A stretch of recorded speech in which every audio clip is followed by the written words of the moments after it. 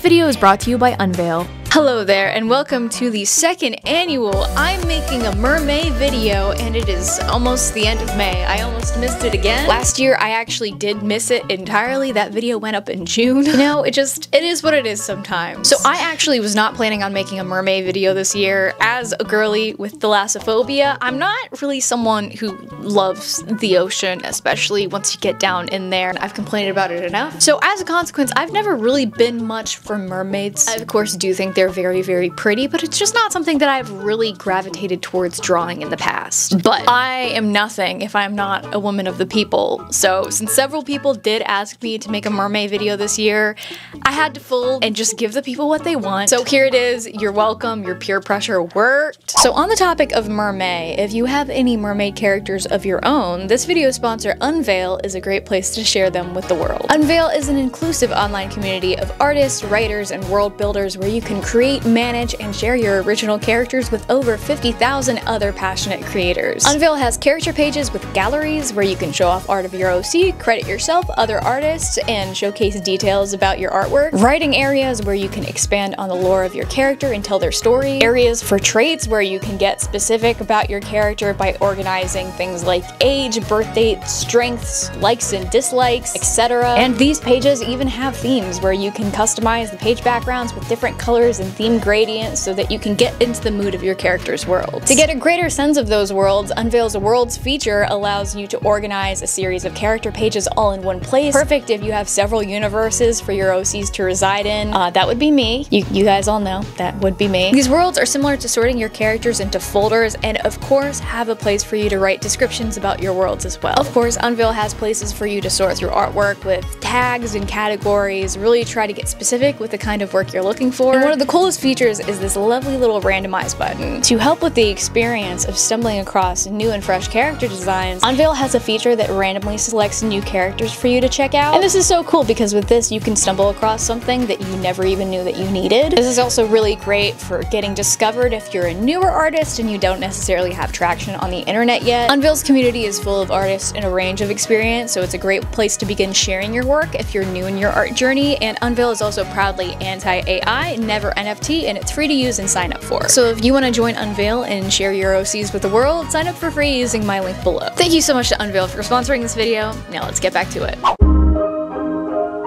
So even though mermaids aesthetically are not my favorite thing in the world, I think conceptually they are extremely cool, especially whenever you get into the types of mermaids that are more like sirens and they're just luring you to your deep, watery demise. That is my worst nightmare. And I also love mermaids in the ocean whenever it's kind of combined with other concepts. Like I said, pirates is already a big one. As I mentioned before, as a girly with thalassophobia and a general fear of the depths, that also extends to like deep space. So there is this interesting commonality between the depths of the ocean and outer space that I think goes together really, really well aesthetically. I think you can take celestial and sci-fi elements and blend them with ocean and mermaid aesthetics very easily and make something really cool and cohesive. So if I can take those sort of concepts and almost bring more of a like sci-fi quality into my mermaid designs, I think that would be super, super cool. And it would also suit some of the fish that I am going to be using as my inspiration. So the sea creatures that I am going to be attempting to tackle in this video are the blue glaucus, the leafy sea dragon, and the peacock mantis shrimp. As you can probably tell, I kind of picked the most insane looking creatures that I possibly could so that it'll play really well with that kind of alien sci-fi aesthetic that I'm trying to lean into. So naturally, I built my boards in very much the same way. A lot of this is very inspired by like runway fashion, the most avant-garde fabrics and silhouettes that I could possibly find. Sci-fi costuming, I'm sure there's some like Dune and Star Wars stuff in here. And then I also have pinned like a lot of celestial motifs and inspirations. So I think the overall premise for these characters is once again going to tie into the video that I made last year. I think pretty much all of the characters I made last year were ocean royalty in some way. So I want to generally do that same thing again, but make them a little bit more mysterious. I want them to be a little bit like scary even. I don't know, I have a bunch of interesting concepts and ideas rattling around in my head, so I am going to kind of go in and start working on these designs and kind of figure out how they mesh together and just go on from there. So as always, I am going to begin this process with my trusty sketchbook, which I don't know where it is right now, and my iPad so that I can work on some thumbnails.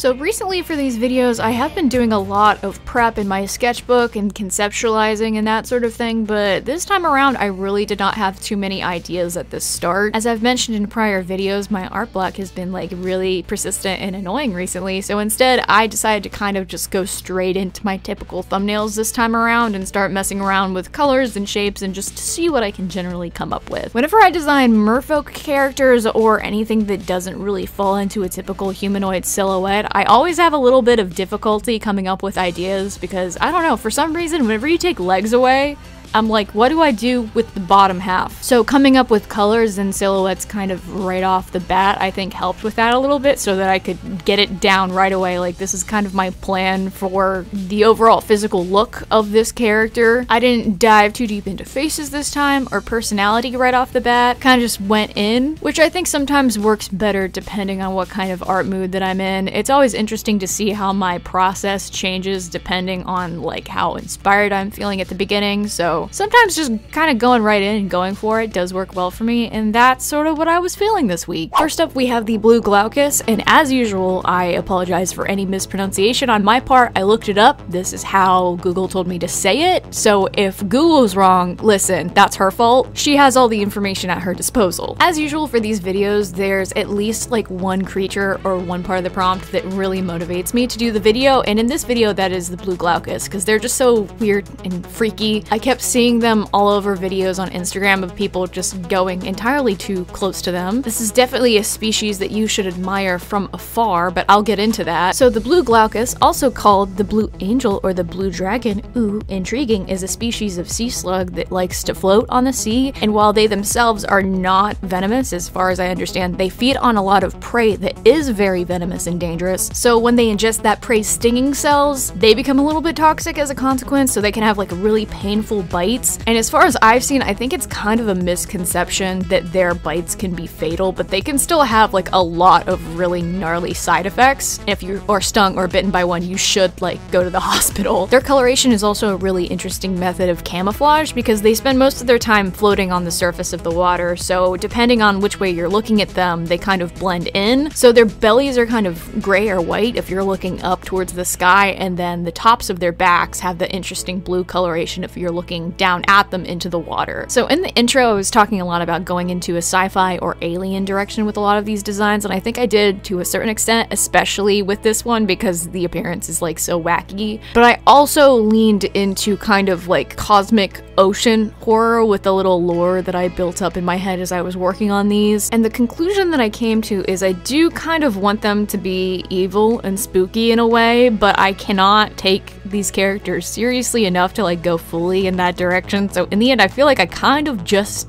designed a group of really pretentious princess mean girls. Not exactly my initial goal for this video, but I do think that it's still fun. So in the mermaid video I made last year, I kind of made all the characters some form of royalty in one way or another, and then I also kind of made their role that they watch over their corresponding species of fish or creature. So I kind of want to do this in this video as well, but I think it would be an interesting twist if, number one, these characters are a little bit more like sirens, like they have malicious intentions, and number two, they mostly use their capacity to like control their corresponding species to summon hordes of those creatures to sink ships and throw sailors off course, and also to summon like ocean kaiju basically. I think it would be cool if, since they're part of a royal bloodline, they can use some kind of celestial ocean magic to basically summon a kaiju sized version of their sea creature and just use it to wreak havoc and take out ships and murder people. I also think they're very much interested in feeding on human beings. Like, these girls just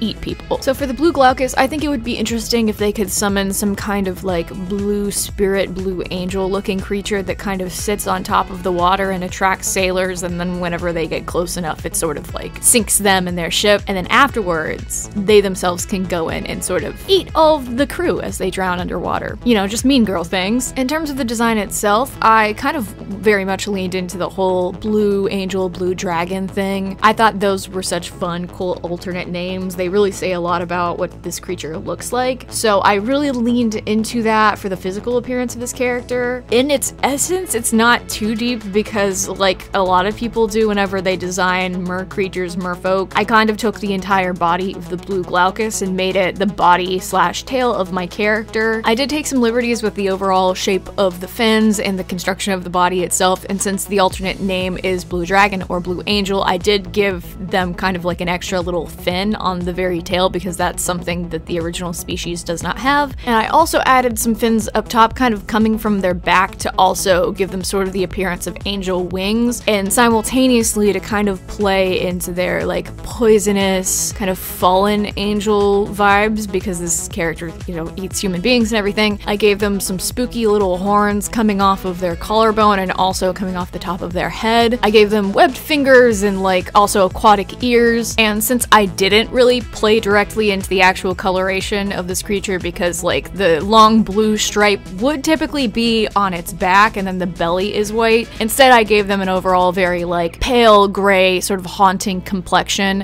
And I had a lot of fun doing like a entirely blue color scheme. I don't usually play with like monochromatic color schemes, but it is a ton of fun, and I took it as an opportunity to do like fun makeup. And most of all, whenever I first saw this creature, I was very like inspired and reminded of blue designs that would be on ceramics or fine china. So to give them a little bit more detail and a little bit more of that royal flair, I gave them those sort of markings on a lot of areas of their body. And I didn't go too much into like clothing, but I did give them some poofy sleeves just because I was like, okay, this is a royal thing that I can do, and I can also use it as a place to give them more of these interesting designs. And I kind of rounded out the royal aesthetic of everything by giving them a bunch of little sparkly jewelry coming off of their horns and sort of draping around their ears. I thought it brought the design together very nicely. A lot of times in these videos I will go more into things like characterization and lore, and if this was a story, how would things go? But if you watched my previous character design video, you'll know I'm still like in the midst of an art block. I'm still having very much head empty, no thoughts. A lot of times for these videos I will scour the internet looking for prompts and inspirations that sort of go together for whatever story premise I have, things that are very thematically in line, and I will do the work ahead of time, but sometimes I also just want to find things that look cool and turn them into characters and keep it very simple. So typically for a character like this, if their whole thing is they feed on poisonous prey, I would be like, oh, they'll go after like the most nefarious pirates and the most like notorious scumbags of the sea, and they'll eat them and absorb some of their like vile tendencies or something like that. And then to go along with that, I would also have similar traits inspired by things that the other sea creatures feed off of. I don't have that so much for the other characters this week because I don't think their feeding habits are nearly as interesting, or at the very least I didn't think of something interesting for them. But I do think that's sort of the mode of operations for this particular character. And in terms of like personality and dynamics, like this would be the leader character of the group. They're the brains, they're the instigator of the group, they're the Regina George, they're the Azula. Next up we have the leafy sea dragon, which is a species that is also known as leafies, which is just so cute. As you can probably tell, they're also in that like seahorse adjacent type of family, and they kind of just look like seahorses if they were scrungly little trees, and I love that. I did definitely take some liberties with this character because the typical coloration of a leafy sea dragon is like yellow-brown, but I based the color scheme very much on some of the photos that I had where the lighting was influencing what the color palette of the creature looked like. So I did go with more of the like analogous blue, pink, purple color scheme that I saw in the photos, but it's prettier, so just stay with me there. Under their conservation status, leafy sea dragons are also considered to be near threatened due to pollution and habitat loss, so they're a little bit more of a rarer creature. That will definitely play into the characterization here, more on that later. In terms of their diet, it's not too interesting. They eat misted shrimp, small crustaceans, plankton, and larval fishes. But one interesting thing about them is that they swallow their prey whole, and they use their little snout to create suction and suck their food down into their mouth. Which, imagine that, but like a mermaid or something. That is absolutely disgusting, and you bet that I'm gonna take advantage of that. That whole concept kind of reminds me of like higher pressure at the bottom of the ocean, and how like if a human's down there and there's a pressure change, you will kind of just get absolutely obliterated. That whole idea kind of makes me want to vomit, hence my fear of the depths. So that kind of follows the general direction that I want to go in with this character. So her whole mer family, as general protectors and overseers of the leafy sea dragon species, sort of have a lot of rage over the fact that the species is near endangered and humans are kind of just carelessly reducing their ability to survive. So yes, her kind of siren merfolk family does eat human beings, but they also do so with a vengeance. When they do so, it is personal. It is a horrible death, because I imagine that their family can like unhinge their jaw and like swallow a person whole, and that whole thing that I was describing earlier happens. So since she kind of likes to torture her prey in that way, I imagine that she's more along the lines of a typical siren, very like feminine and pretty to lure you in and then, you know, have a tasty little snack. In terms of the kind of kaiju that she can summon, I feel like it's kind of a facade island, sort of playing into that sea monster trope where the people go on the island and then suddenly, oh, it's alive. I think that works really well with the creature's leafy appearance, and then maybe there's like a quote cave on the island somewhere that's less a cave and more a mouth that can suck you into it, and then you know what happens next. There's probably legends of great treasure on this island that no one's ever found, and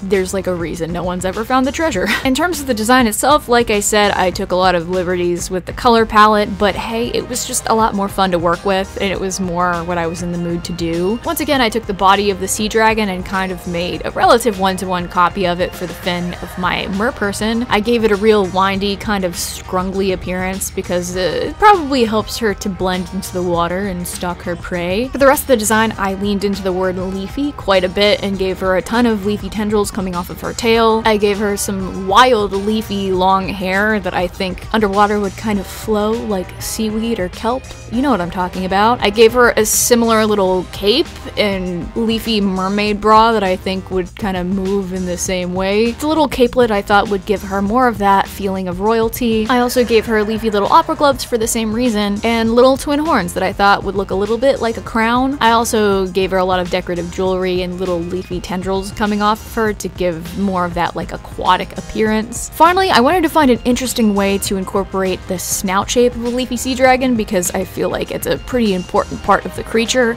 I kind of tried to do this with the horns, but I gave her two because I thought one would just look kind of stupid, so instead I gave her a big old staff that loosely resembles the shape of a sea dragon's snout, and I imagine that she can use this to maybe summon her big old scary kaiju island. I think that's also what the blue glaucus would use their fans for, and I kind of gave them all little magical items like this that I think they would use in the summoning process. Finally, for the general personality, or I guess character trope that I kind of imagined for her, I think she would probably be the flirt, but in a very like manipulative, exacting way. Again, very surface level idea for this character, but you guys can fill in the blanks from there. Last up, we have the peacock mantis shrimp, which is another one of the creatures that really inspired me to do this video because I had no idea these little guys existed and they just look so wild, so insane. Also, someone please stop me from doing another rainbow color palette in future videos. I've done this, I think, on all of my previous videos lately, and I'm so sick of it. It's so difficult to do and balance and make look good. Why do I keep doing this to myself? So the peacock mantis shrimp, also called the harlequin shrimp, the painted mantis shrimp, the clown mantis shrimp, they go by many names, is of course a species of larger shrimp. These guys get between like 2 and 7 inches, which imagine holding a 7-inch shrimp in your hands. I'm sorry, the ocean is sometimes just gross. These fellas live in little burrows on the ocean floor. They eat crustaceans like crabs and mollusks, but much like the other characters in this video, their hunting method is very interesting because these little fellas want to fight you, and anything they eat, they use their front claws to punch their prey to death. Apparently this punch is very, very fast and strong enough to break aquarium glass. So the general direction that I went in with this character is she just wants to fight you. She just wants to fight something. So in the process of hunting down sailors and human beings to consume, she will just get in a one-on-one fist fight with you and then eat you once she's knocked you out. I imagine she uses the kaiju that she summons in a very similar way. It's probably just like a really, really big mantis shrimp, basically, and this kaiju can go around and punch giant cracks in the hulls of ships and then just sink you and your entire crew. You've heard of the iceberg that sunk the Titanic. Now get ready for a giant shrimp that's gonna punch you. For this character, I think it would also be fun if she genuinely like has an interest in fighting and is like, I'm going to track down all of the pirates and people who sail who are the best at fighting, and I'm gonna challenge them to a duel, and I'm gonna beat them, and then afterwards I'm gonna also eat them for sustenance. In terms of the physical design of this character, like I mentioned, rainbow color palettes are very difficult for me to work with and balance, so it was challenging to say the least. Also, the body of a mantis shrimp is sort of complicated, and trying to figure out all their little legs and hands and trying to figure out what their front claws actually look like whenever they're like unfolded was really difficult. So the end anatomy on this character is not accurate in the slightest, but you know what, also we're gonna get over it. It's not real. So since mermaids are just ultimately fish centaurs, I went about the same method of using the basic body of the mantis shrimp as the tail for the mermaid, but I did follow along the silhouette of the mantis shrimp a little bit more. Another key aspect that makes peacock mantis shrimp so interesting is their eyesight. They have big old eyeballs that are on little stalks, and they can move independently from each other, and they apparently also have like really good vision that can see an increased spectrum of color compared to the human eye. I've read things where scientists have tried to replicate the eyesight of a peacock mantis shrimp, and like you've seen how colorful they already are to the human eye, apparently they appear even more intricate to the eyes of other peacock mantis shrimp, which is wild to me. So since the eyes are such a key part of the distinctive look of this creature, I wanted to emphasize that in the silhouette without like making it too creepy. Like I didn't want to give this character herself giant eyes, so I gave her like big old space buns that are kind of the general shape and color of the eyes. And then for her eyeballs themselves, I did give them like an interesting pink mystical color to hint that she has increased eyesight. And then also as another nod and to kind of like bring the weird eye shape into the design a little bit more, I gave her goggles. I kind of imagine she can put the little goggles on and see like even better.